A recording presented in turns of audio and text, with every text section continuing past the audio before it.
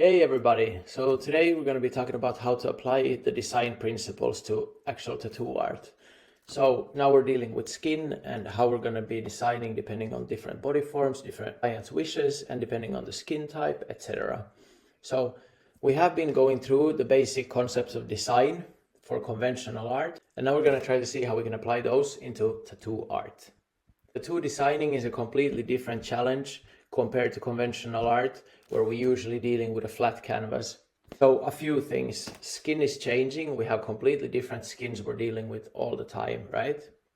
We have scars, we have birthmarks, we have a lot of curvature, we have veins visible, sometimes we have hairy arms, hairy backs, sometimes we have crazy muscular people, sometimes we have loose skin.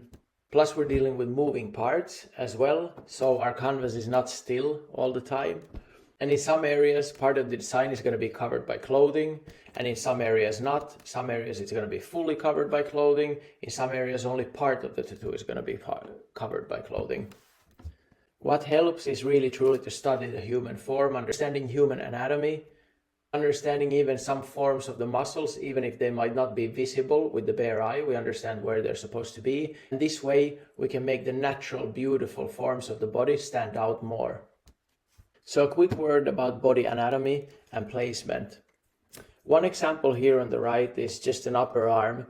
What I usually want to consider when I'm dealing with upper arms is that guys, especially guys, are usually wearing t-shirts. Girls are sometimes wearing tops. This obviously depends on your client, but sometimes people are wearing t-shirts and part of the upper arm is going to be covered. So I want to create, if you guys remember, we talked about focal points. I want to create at least one focal point that would be visible even when wearing a t-shirt. So now as I'm placing a face here, I rather try not to place the face up on the shoulder if I can, and rather have it in the mid part of the upper arm. Because this way, if you're wearing a t-shirt with not very long sleeves, at least part of the face is going to be visible, and this is a focal point. If we have nothing interesting in this area, the tattoo might look very weird when wearing a t-shirt. Now I see so many artists doing incredible work.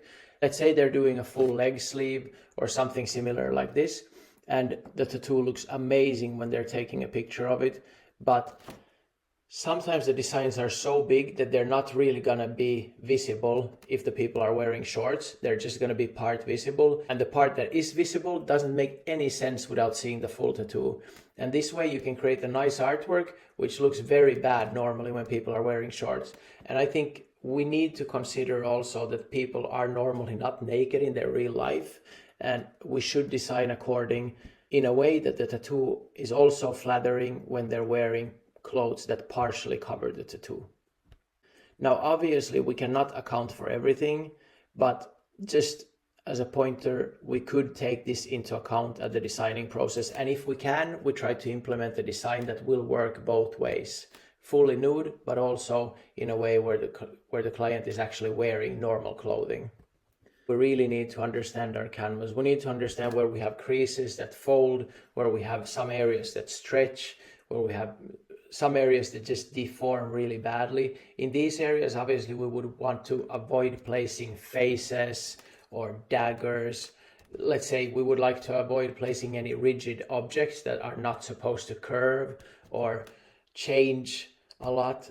And I would rather opt for something like leaves or something like that in areas that actually stretch.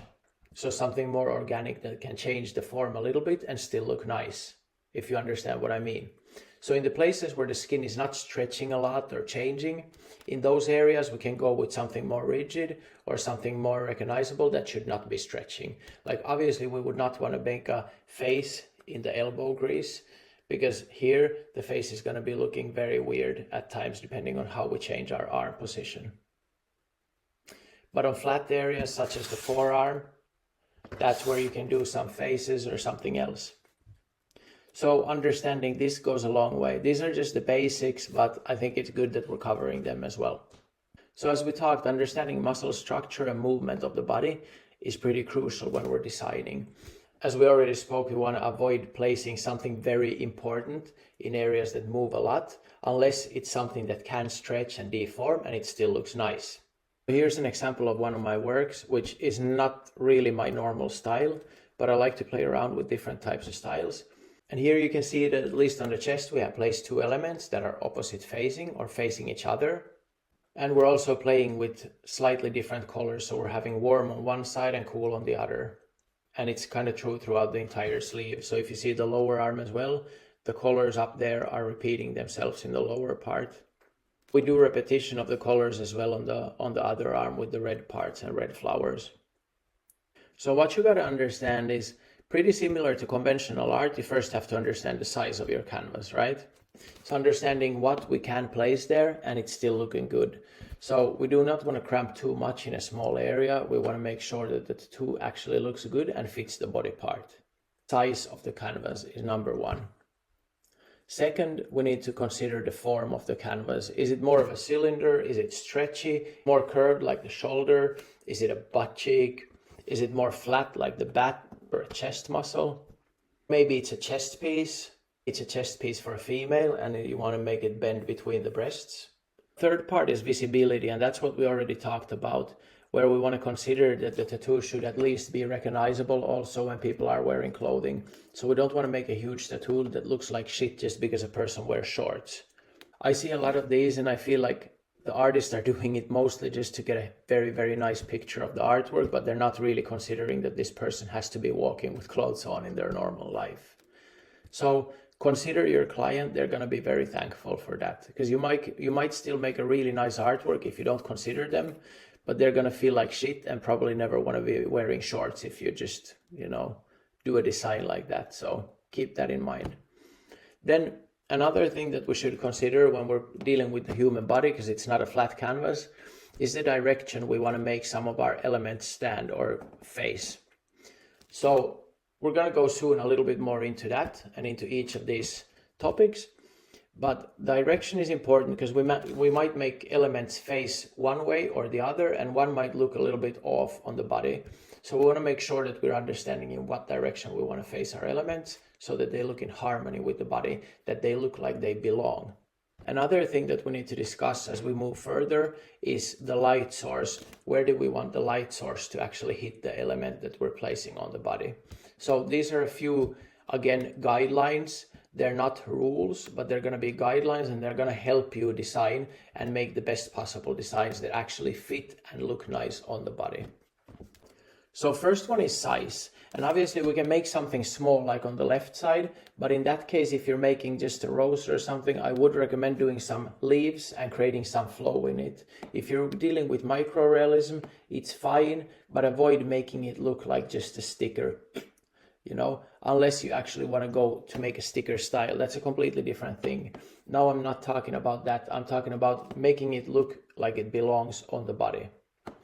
And this rose, it just stands way too alone. It needs something else to look really nice. It's technically done well, but again, I think the design just screams to have something more there to actually make it look nice and as a complete piece. Now, the second part is a really old work of mine. I think it's like 8 or 7 years old. It's taken in natural daylight, and in this one, and of course, depending on the style you're doing, everything with placement is going to be a little bit different. How you're going to end things, how you're going to make them fit the body. With some styles, it's way easier to actually make flows along with the body. But here again, the only thing that I wanted to show with this old piece of mine was that with this piece, I tried to actually use the entire body part to make it feel like it fits that body part.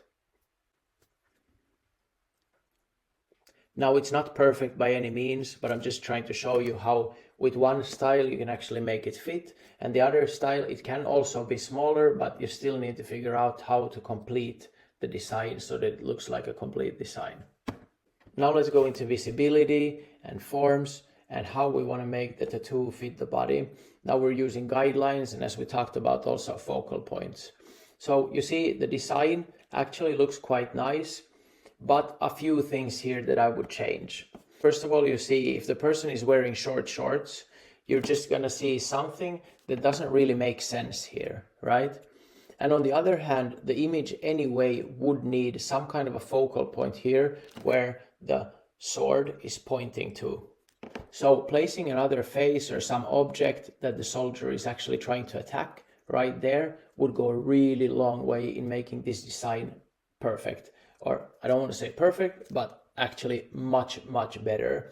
And if you would place an element of interest right there where I have drawn the green circle, then in that case, first of all, you got the both guidelines guiding the viewer's eye directly to that point. But second of all, also now if the person is wearing shorts, it actually looks like something of interest, something to look at, instead of just a hand and some blurry stuff, which doesn't make any sense. And now, how do I know this? Because I made this mistake 1,000 times in my career, and I made it for my wife as well in many tattoos that I made for her. It's not the end of the world, but it's something that when you're critical and you always consider how you can make your work look better, then you start understanding that this is something that you really should consider, how to place the elements of interest in your artwork to actually look really nice. So another good example would be, for example, a snake here climbing up the leg. I would consider even having 2 snakes in that case, because I would like to have one head that's visible when they're wearing shorts, and perhaps then one head above the bikini line or somewhere at the hip. What I would avoid is just having a tail that's hanging down from the shorts, because it could look very weird. And I've actually done this also, not specifically with a snake, but just stuff that looks really stupid. It looks nice when you see the entire picture, but it looks very stupid when you just see part of the tattoo. And yeah, so I had to learn it the hard way, but I don't want you guys to learn it the hard way, so I want to share it with you, and hopefully you guys understand where I'm coming from with this, and you start thinking of this also when you're dealing with your tattoo designs.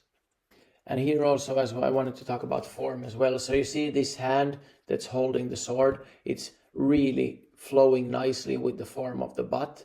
It could even flow maybe slightly nicer, but I think there's a really nice flow there. And the second part is this arm going down that flows really well with the front thigh. So I think in that sense, it really, even for a realistic piece, which is really difficult to create flow with the body in realism, it's way easier when you're dealing with geometry or tribals or what have you. But with realism, we're kind of restricted to being true to the positions of humans, etc. So we can't fake things too much. So it's often a really big issue on how to create flow with the body. But I think here it's actually done quite well. Then the fourth part I think that I wanted to talk to you about was direction. So now on the left side you see the face looking backward, and this immediately throws the viewer off a little bit because now the face is not in harmony with the body. I would assume that most of you see this, but when you're looking at the right side, the face looks to be more in harmony with the body. So generally speaking, again, this is not a rule you have to obey by. If it looks better the other way, go for it, but I would say 99% of the time it doesn't. So we want to make most of the elements face forward on the body, not backward, because something in our brain goes, whoa, this doesn't look right. Why do we have all these guides and rules? Well, it's because the human psyche kind of, when the majority of people view things in one way, that's how we create artwork that pleases the majority. Now, you don't have to please the majority, but I think that's why we also want to have straight walls, not tilted walls, because it looks off to a human eye. And in the same way, we want to create our designs so that it looks correct to the human eye. And that's why we have the guidelines. You understand? So here's another example, maybe not the best example, but it will serve for now, and maybe slightly too high chroma, but that's not the point. Now what I want to show you again is when we're dealing, for example, with the chest, in general, we want to make the face or an element that we have face inward, preferably. So on the left side, we have something that's facing out, and in general, we do not consider this to be in harmony with the body. And on the right side, again, the face is looking inward, and this is much more in harmony with the body. Now, I just want to stress again, this is just an example. This is not a final design by any means. Just an example to show you a little bit what we consider pleasing to the human eye in general. So as we talked, the direction your tattoo should face is pretty much forward in most of the cases. When you're dealing with the back, I would say that you would preferably want your tattoo not to face outward, but rather inward towards the spine if you're gonna have it on the side or on the shoulder blade. So kind of similar to the front side, we deal with the back side the same way. But when we're dealing with the side of the body, in general, we want the pieces to look to the front. How about light sources now? Well, in general, we want to consider it starting from the middle and curving out like this. Whoa, I do not know what was this? Okay, anyway, we got some sparks flying there. I don't know where that came from, but it was pretty cool. So in general, we want the light source to start from the middle like this and curve out to the sides. This pretty much means that we want to have the light coming from the middle. So as you see on the right side, the light hits from the middle. And in this case, the light hits correctly on the face. And in this case as well, the light on the upper face actually looks correct here on the right side of the arm.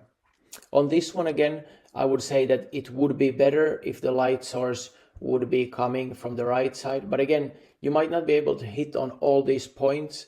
Again, they're just guidelines. You might not be able to create the perfect design every time. They're just guidelines. So if something looks better, then break the rule. But you first got to know the rules to be able to break the rules. Because if you break the rules and you don't know the rules, then probably you're making it by mistake and you're doing something wrong and it looks off. But when you know the rules, it's easy to break them on purpose because you know it looks better. So one other thing that I want you to consider is that our body naturally, when we're standing, we're going to have some shadow areas. For example, the inner thighs, inner calves going to be in the shadow. So if you're now placing an object on the front thigh, for example, then consider keeping the part of the tattoo that is closer to the inner thigh, in example, closer to the shadowed area, to have the shadow there instead of the light source there, because we want to take advantage also of if some area is actually in the shadow, we would like to avoid placing the main light source right there or the main place where the light hits.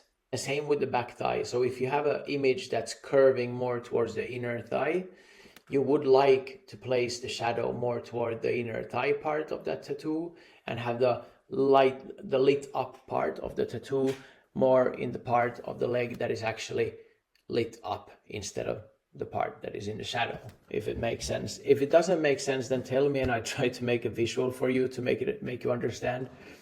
And I think for all of you, it's a really good exercise to start to draw some flow on the human body. You can ask for a friend or somebody in your studio, or maybe even a family member if you need to, and start trying to trace the different flows and muscles of the body, because it's going to help you so much in your design work. And the more you practice this, the better you will understand the actual flows of the human body.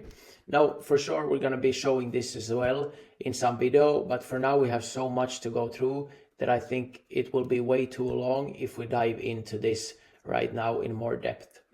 So I think already this is going to be so long that I have to cut it into 2 parts, and we're just going to be talking about general things to consider when we're designing. But for those who want to study on their own until we get to these videos, I would suggest this is a really good book, Anatomy for Sculptors. And I would suggest that you guys get it, those of you who are interested. It's a very, very thorough book, and it goes through also how the human body changes when you're bending, when you're moving. It even goes into the facial features of the body. And I think it's also important for people who want to make portraits or just draw figures. But also for anybody who actually wants to complement the human body with their designs. An incredibly good book. I mean, there's a lot to learn. So for those who are not interested in that, don't buy the book. But for those who actually want to put time into that, I think this is a great resource. And you will probably not regret buying the book.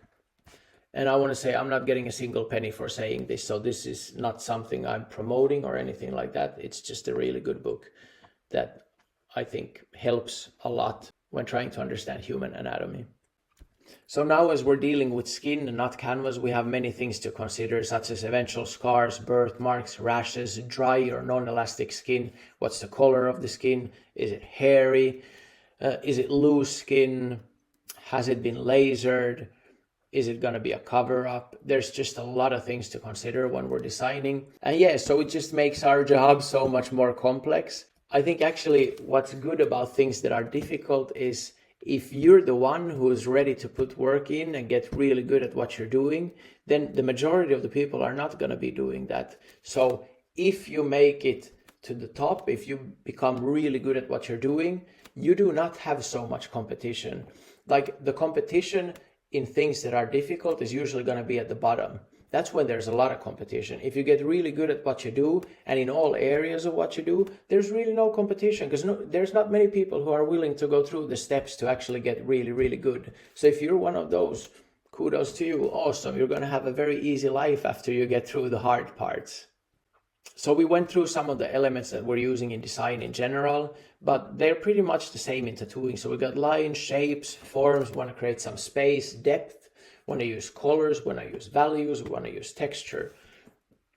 So a lot of different elements that we can use in our designs, and they're pretty much similar to the elements that we already introduced when we were talking about Design 101. Now, as I'm showing some elements or some other, I'm going to be showing at the end or maybe in part 2 a lot of tattoo work and examples of what works and what doesn't work.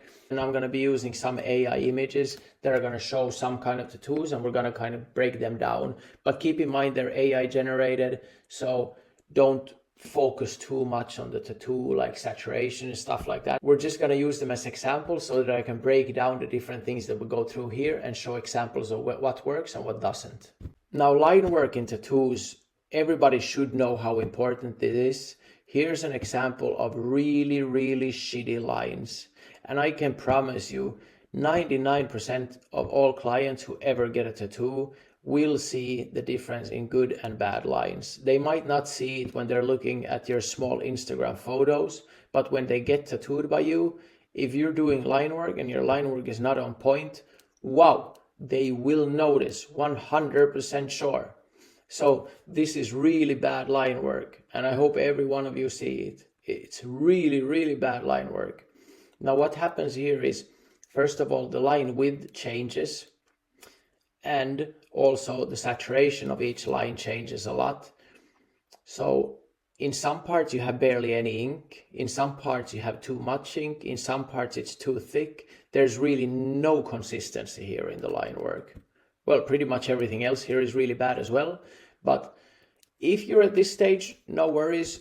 Practice your line work and practice it a lot, but probably do practice it on fake skin until you feel really comfortable doing really crisp and good lines on fake skin. And if you're at the stage where you're dealing with fake skin and you're having trouble with curvature and stuff, wrap some fake skin around the bottle, for example, because then you have the curvature there. Or buy some of these, hands or legs or anything else that is not straight, and try working on your line work there. But what you really want to be good at, if you're dealing with any kind of line work, which you probably will if you're doing tattoos, then you want to be able to pull really consistent lines, which means you always want to be sure that you're leaving enough ink there. You want to be sure that you can do an even line weight.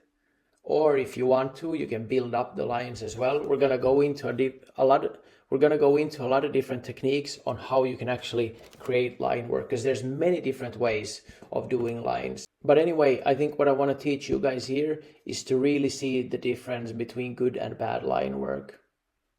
And at a later stage, when we get into tattoo techniques, we're going to start with the very basics, but there's so many tricks to everything, whether it be coloring, shading, or line works. There are just many different ways of creating many different things, right? So usually there's not just one way, and we're going to go through them. But as said, at least learn what line work is supposed to look like and what it's not supposed to look like. Do not be satisfied with anything less than perfection when it comes to line work. And yes, it sometimes means that you do not breathe when you're pulling a line. Or it sometimes means that you ask your client to hold their breath when you're pulling a line. It depends on what part and how tiny the line is. Now, the thicker the lines you pull, the easier it is to get them crisp and sharp. And the thinner the lines you're tattooing are, the easier it is to get some wobbling in them. We'll go through all of that and explain the reasons for that as well. For some of you, it might feel that thick lines are difficult, but it might be because you have a weak machine or because you don't have enough needle hang to get deep enough with the fat needles. But that's something that if you watch the needle module and the tattoo machine module, you should understand by now. If you don't, then ask questions under those modules and I will be covering that. Or I would actually suggest that you watch those modules again and actually watch them with thought. Because I do explain a lot of the basics that you will need for doing good tattoo work there as well. Even if I'm not talking about specific techniques, I do go into detail and explain what you need to do to actually use different needle groupings, what you need from your machine. And usually if you have a steady hand but you have issues with these things, then you're doing something wrong with your equipment. Okay, but we'll get more into that as we get into tattoo techniques. Okay, so here's an example of pretty much perfect line work. You see the line width is pretty consistent. We have enough saturation in all lines, doesn't seem like any blowouts. Everything's fairly smooth and well done. This is what line's supposed to look like. But as said, we can also have lines that change in width, so they start quite wide and end up very, very narrow, or vice versa. So this is a good example of what a clean line and a clean tattoo work should look like. Here's another example. So even when we're dealing, you see on the knuckles, we have some thinner lines, but they're consistent. And we have these three small places here. I don't know, maybe you see the arrow here. I'm showing these three small lines that go chick, chick, chick. They're also very crisp and they actually taper away. So we have them going sharper towards the end. Whereas these lines are even lines, but done with a quite small needle. And still very, very good. So this is good line work. And then we have some bigger, which we would maybe not call line work, but they're filled in, still leathering. But this is what it's supposed to look like. It's good. It's not wobbly at the edges and very difficult places to tattoo. When we're dealing with really small lines, like in the image here, it's much more difficult than dealing with thick lines. Just also because a small needle is so much more shaky than a big needle. And if you're pulling a line that's, let's say it's 5 millimeters thick and it wobbles by 0.5 millimeter, you don't really see that much of a difference because it's a wobble of about 10%. But then if you're pulling a line that's maybe 0.5 millimeter and you have a wobble of 0.25 millimeter, suddenly you have a 50% wobble, and that's why it's so visible in these small lines. But here's again a good example of quite well done line work. I'm also going to show a few techniques that you can do when you're tattooing, when you're doing lines, and what you shouldn't be doing. But obviously we're going to go much more into depth when we get into that. But just a few pointers for those of you who are struggling with blowouts or anything like that. Again, here's a bad example of line work. As you see right here, we have some, I would even possibly consider it scarring, but it's just not even lines at all and very inconsistent. Well, you see even the coloring, everything is pretty much off. But okay, so for line work, what you do not want to do is you don't want to tilt your machine like this. Because now if you're doing the line across the stencil here, you're fairly surely going to be having a blowout towards the hand that is stretching. You understand why, right? Because the needle is tilted like this, so ink is going to be deposited towards this side of the line here.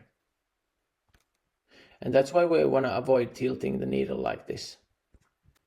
Now, this is something that we also want to avoid, because you do not want to stretch the skin in this direction, because what's going to happen, it's going to stretch more between your two fingers and a little bit less when you leave this maximum stretch point, which is between these two fingers. And this will leave a wobbly, kind of like a C curve or something like that. So what you want to do is you actually want to stretch in the direction of the line, like this. But here again, notice that even if the stretch is correct, the machine is still slightly too much tilted and you actually risk getting a blowout. So what's better is actually to have a tilt like this. Now we have a correct stretch and the tilt is along the actual line that's being tattooed. So if we're getting a blowout, it's fairly surely going to be along the line and it's not going to be visible in the same sense as having the machine tilted in a different direction. This is also okay, so you can also go straight 90 degrees in. There's a lot of argument between 45 degrees, 60 degrees, 90 degrees. We go much more into that, but for now I can say that you can pretty much go anything between 45 and 90 degrees safely. Just make sure that if you're tilting the needle, you're tilting it along the line work. not out from the line work, yeah? Another thing that can help you, you will notice that there's different tips for each needle cartridge, and different brands also have different tips. So a few pointers on the tips that you're going to be choosing when you're doing line work is choose a tip where you clearly see the needle. It should be visible. So you see in this image, there's actually like a V cut here at the end, which allows you to clearly see where the needle travels.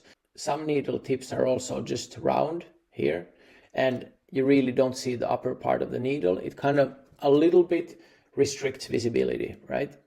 Then if you want to have a really, really steady needle, you could choose for a diamond tip, which we're going to go through more as we go into techniques. But a diamond tip actually allows your needle to stay in the middle of the V formation, so it doesn't wobble sideways at all. And those, I think, if you want to pull really good lines, those are probably the best tip you could choose for very good lines.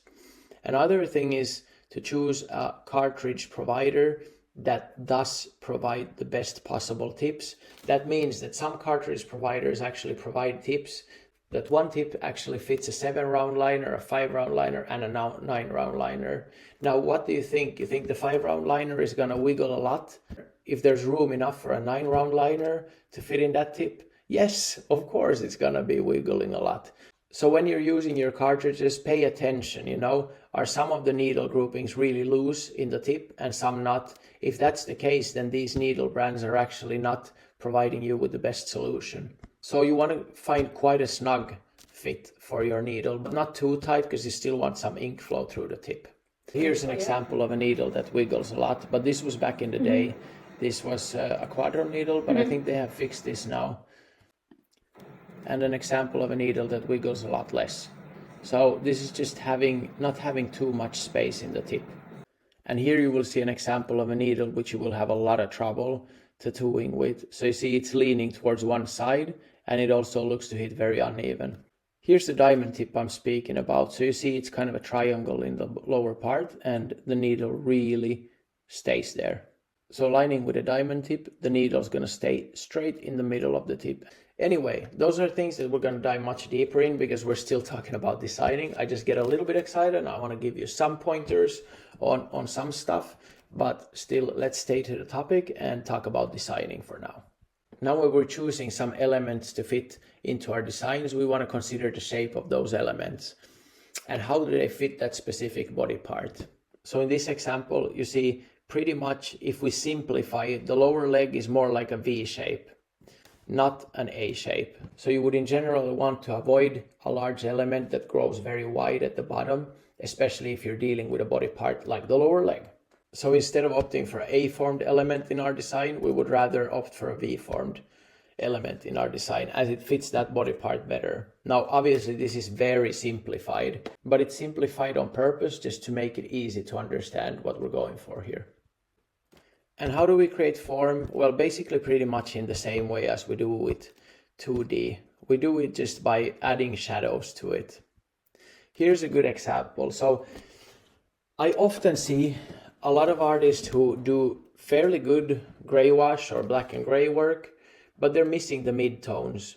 And I want to show you an example of what happens there. So an untrained eye will still consider it be very good artwork, but the more trained your eye is, the more you're going to be picking up on people missing the mid-tones or something like that.